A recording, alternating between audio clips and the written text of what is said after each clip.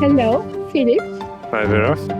Obviously, we are in a very cold place in Iceland.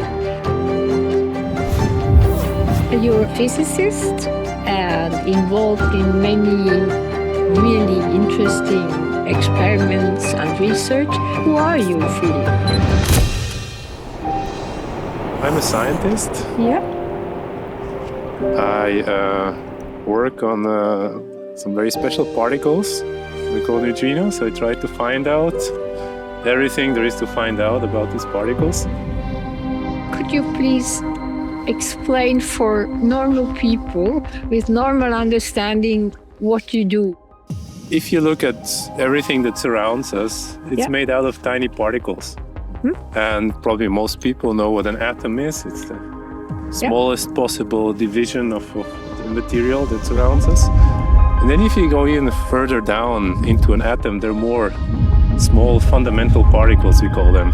And it turns out there's not only these particles that we see every day and that we feel, but actually most particles, we don't really see them. And neutrinos are a big part of those. They come from above our head, they come from below, they come from all of the sides, and they just go through us. They go through the whole planet Earth and out on the other side. No. Yes. They are also outside our planet. Everywhere. Especially some of these neutrinos, they are believed to come from extremely far away. So they're we call them cosmic messengers.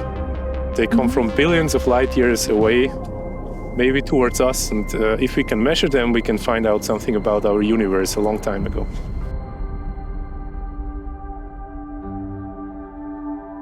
So basically what you need is a very large volume of very transparent medium. Okay. And where do we have that? Well, it turns out that the South Pole, in the middle of Antarctica has a glacier that is almost 3 kilometers thick. And the deep ice there is ultra transparent. And it's deep, it's dark, it's very quiet, it's super transparent. So it's a perfect condition for hunting these neutrinos. Stuff.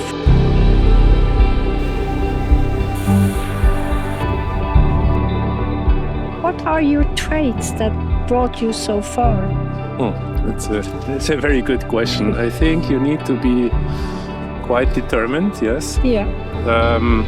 Dedicated to the subject, and you need to have a long breath, because as you mentioned, I mean, sometimes you work on something for a year or even longer to either find out, it doesn't work in the end, or someone else published before you, so you have a lot of setbacks to deal with.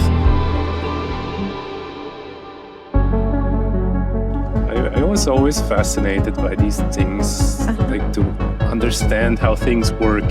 I mean, as a kid, I like to take stuff apart to see what's inside and what's further inside and further inside. And in a sense, I maybe continue that in looking now into the atoms and even further down. Just the universe. Just to figure out how stuff works, basically. Yeah. That's what's driving me, I think. I want to figure out then in the end, how does the universe work in a sense, right?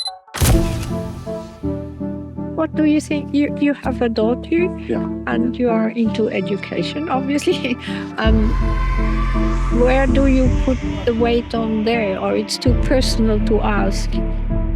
You mean in general for education? I mean, it's a very important aspect, and I mean also kind of my job description also allocates quite a bit of time for teaching and for education, and I think it's also important.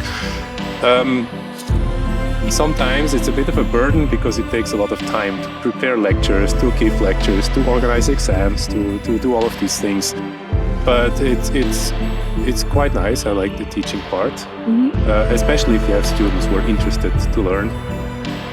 So you have utopia.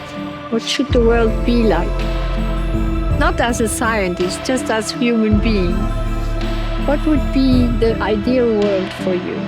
Personally, I like to have a lot of freedom myself, and I believe others should have their freedom, whatever that means to them. And in a perfect world, we wouldn't go and tell people what they should do or what they should believe, or and not tell anyone who's wrong and who's right, but kind of coexist peacefully.